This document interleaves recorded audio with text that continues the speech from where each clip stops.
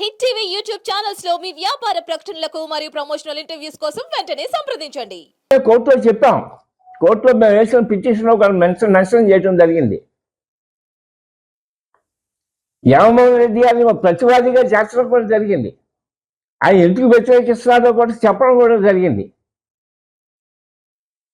వాళ్ళు వేయాల్సిన కౌంటర్లో, అంటే ప్రభుత్వం వేయాల్సిన కౌంటర్లో కూడా మనకి సానుకూలంగా ప్రవర్తన వేయకుండా మనకు వ్యతిరేకంగానే, కాపులకి వ్యతిరేకంగానే వేస్తూ ఏదో లీగల్ అబ్జెక్షన్స్ ఉన్నాయని చెబుతూ ఆ తీర్పుని, ఆ కేసుని, అంటే మనం వేసిన కేసును కొట్టామన్నారు, అలా కౌంటర్ వేశారు. ఆ స్థితిలో ఇంకా విచారణ జరుగుతూ ఇప్పుడు హైకోర్టులో ఉంది, అది పెండింగ్లో. ఇప్పుడు మళ్ళీ కూటమి ప్రభుత్వం వచ్చింది. ఇవాళ ఈ కూటమి ఎలక్షన్స్లో కాపు సామాజిక వర్గం, అంటే కాపులు, బల్లీలు, తెలగాలు వగేరా 199 మంది ఇవాళ కూటమికి సపోర్ట్ చేశారు.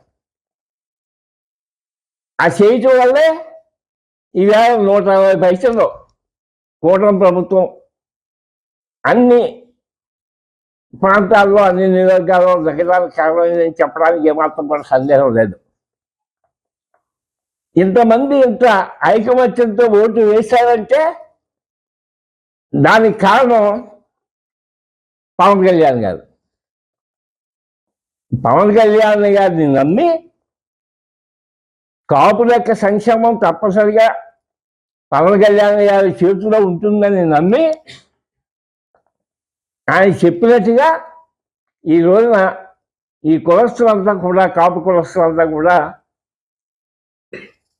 ఈ కూటమి విజయానికి కారకులు అయ్యారు అని చెప్పడానికి ఏమాత్రం కూడా సందేహం లేదు. ఇప్పుడు కొత్త ప్రభుత్వం మరొక కౌంటర్ అఫిడవిట్ని వేయాల్సిందిగా కోరుతున్నాం. మేము కొత్త ప్రభుత్వం మేము వేసిన పిటిషన్ మీద మరో రివైజ్డ్ కౌంటర్ అఫిడవిట్ వేసి, ఏదైతే చంద్రబాబు నాయుడు గారు ఆల్రెడీ మాకు ఇచ్చినటువంటి 5% రిజర్వేషన్ని అమలు జరపడానికి ప్రభుత్వానికి ఎటువంటి అభ్యంతరం లేదు, ఈ రూపంగానే మీరు తీర్పు ఇవ్వాల్సిందిగా కోరుతున్నాం అని కోర్టును కోరుతూ ఆ కౌంటర్ అఫిడవిట్ వీరిని దాఖలు చేయాల్సిందిగా వారిని కోరుతూ ఈవేళ ఒక విజ్ఞాపన పత్రాలని వారికి సమర్పించడం జరుగుతోంది. ఇది ఆల్రెడీ ఈవేళ చంద్రబాబు నాయుడు గారికి, పవన్ కళ్యాణ్ గారికి మేము పోస్టులు పంపించాం. వీరి యొక్క పాలసీ ప్రకారంగా మాకు వీలైనటువంటి